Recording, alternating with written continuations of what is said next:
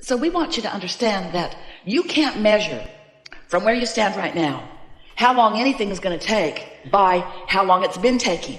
Because that was then and this is now. And because then you didn't know what you are knowing now. In other words, don't compare how long something will be. It is not about time. It's not about anything other than what you are doing with your vibrational alignment. It is simply what you are doing with your beliefs in relationship to your desires. When you desire something that you believe, there's no time between the vibrational accomplishment of it. But when you want something and you doubt it, there's as much time as you continue to doubt it. Sometimes people will say, well, how long will it take me to get from where I am to where I want to be? And we say, as long as it takes you to stop doubting and start believing. And they say, well, how long will that take? As long as it takes you to stop doubting and start believing. Well, how long does that take? Well, it takes as long as it takes for you to stop doubting and start believing. Well, how long does that take? And we say, it's really a variable. But it has to do with how conditioned you are at focusing on what is, and how willing you are to focus upon the vibrational what is. As humans, most of you, we love you so much, but you give most of your attention to things that are occurring. In other words, you are reacting mostly to the circumstances around you. So most of your vibration is in reaction to what is. So if you're looking at something that pleases you, your reaction is one that is beneficial to you. But if you're looking at something that doesn't please you, then your vibrational reaction is something that is not beneficial to you. And you got to cut that out. You've got to stop just looking around by default, and then reacting to what you see and expecting any consistency in your vibration. You have to figure out how to be consistent in your vibration. You have to decide, and you have to practice, and you have to become good at, a master at, offering a vibration that feels good even when the condition hasn't changed. You have to stop letting your vibration be about what is. You have to begin to find a way to let your emotions travel down the path of how you want to feel. So how do you do that? How do you do that after you've been reacting to life so long? Your kids are so sweet this morning and you just love them so much. So easy to love them. They were sleeping long. The sweet little faces when they're asleep. And then they wake up and they start fighting with each other right away. And you can hear the drama and the trauma all around the house. And you put your head down on your desk and you think, kill me now. And now you feel different than you did about them when they were asleep. And that's not cool. Because you got to figure out how to be consistent without asking the conditions around you to change. Because you can't control the conditions around you. You know that if you've got kids. You cannot control the conditions around you. And the harder you try to control the conditions, the more you give up your life for something that never gets you anywhere. In other words, there's a way easier way to go about it. You can find a way to feel the way you want to feel regardless of the conditions. And that's what unconditional love is. That's what unconditional alignment is. That's what unconditional clarity is. That's what living in the sweet spot is. That's what practicing the art of allowing is. That's what being in the sweet spot and watching what feels to others like the magic of the universe swarming around you and providing for you this perfect ride. You are the creator of your own reality, which means you are the keeper of your own vibration, which means you are the focuser of your own thoughts. But the way you figure out how to focus your thoughts is by understanding that there is a relationship, a vibrational relationship between what you're thinking right now and what your inner being is thinking right now about the same thing that you're thinking about something right now. When you focus upon something, the whole of you is focused upon it too. And the whole of you has a perspective about what you're thinking about. So let's say you're focused upon something that is really causing you a feeling of irritation. The reason that you feel that feeling of irritation is because your inner being is focusing upon exactly the same thing from a different point of view.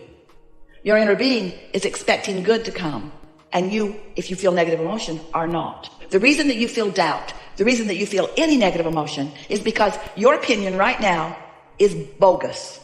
Or we can be kinder than that. Short-sighted or stupid. No.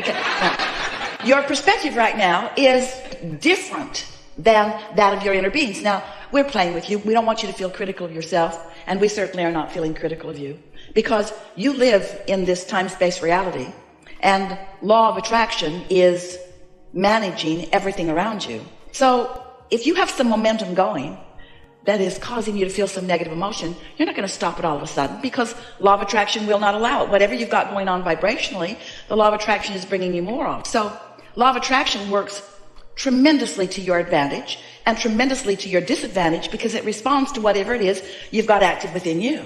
But it also responds to whatever your inner being has going on actively too.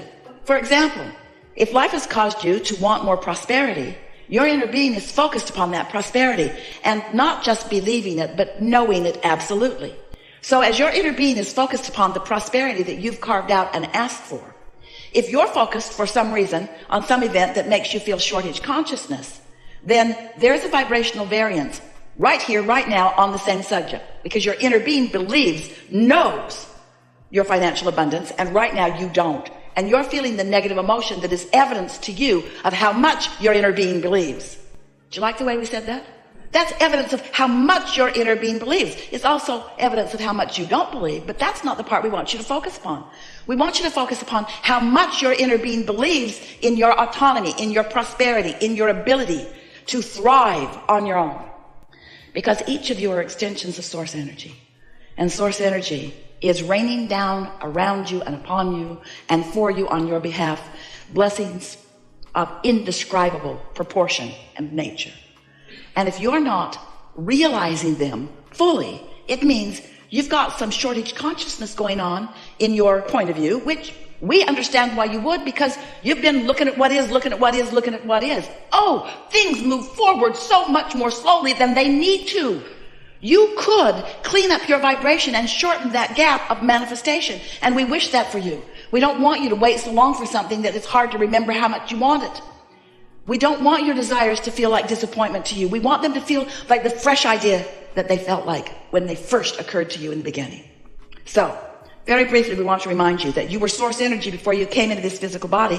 And even though a portion of your consciousness is projected here into the personality that you know as you, the larger part of you still remains non-physically focused and holds a vivid personal perspective of you and yours. So here you are in this physical body, doing what you came to, out here on the leading edge, sifting and sorting and coming to your personal important preferences about what you want. So you know what you don't want, you know what you do want, you know what you don't want, you know what you do want, you know what you do want, you know what you don't want. And you're carving out of this contrasting experience your idea of how life would be better for you.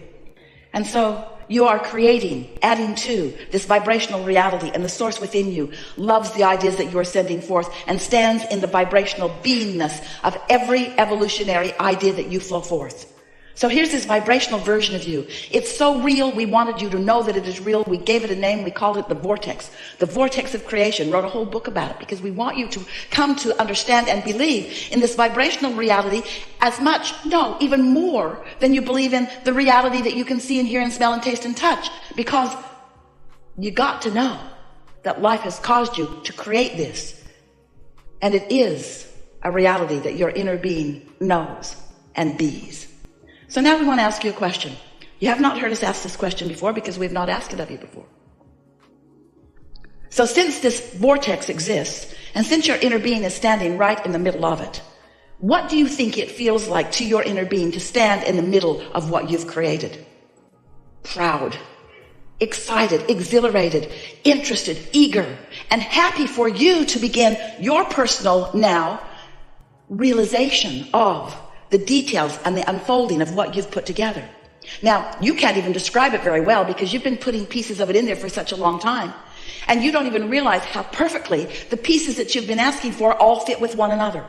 So there is a reality that's been forming that when you allow it will surprise and delight you beyond our ability to describe it to you verbally. But it is gestating and it is growing, and law of attraction is responding to it. Can you feel that law of attraction is responding to it? And as it grows and becomes and matures and exists, can you sort of get a feeling of your relationship with it?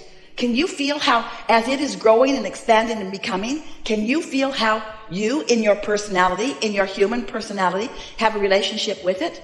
Are you looking forward to it? Are you eager about it?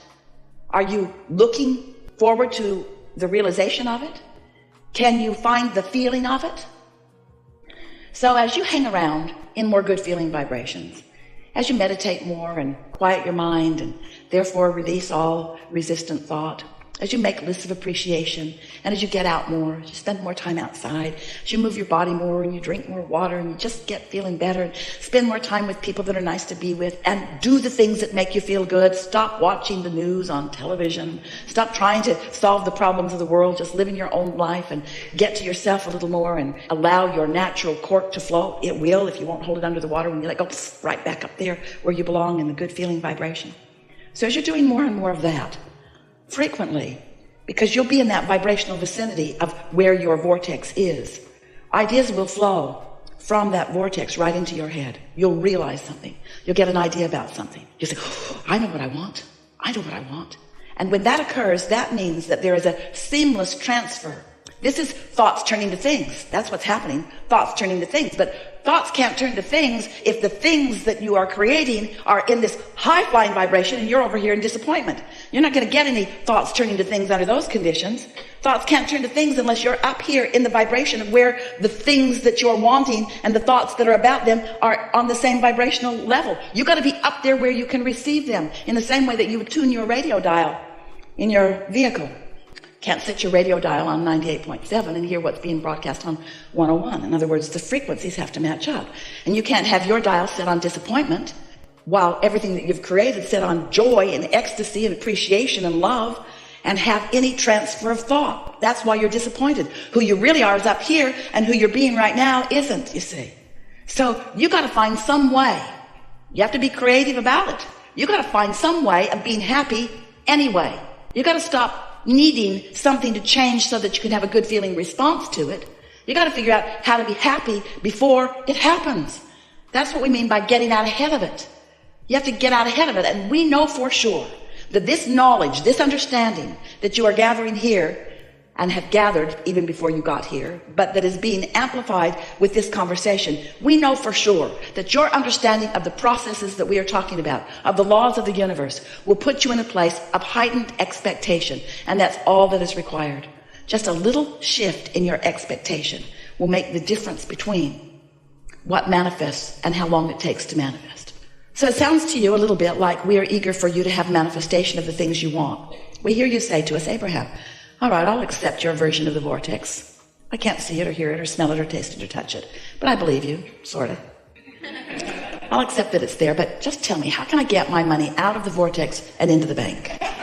How do I turn those vibrations into thoughts and those thoughts into things? And we say, this is how.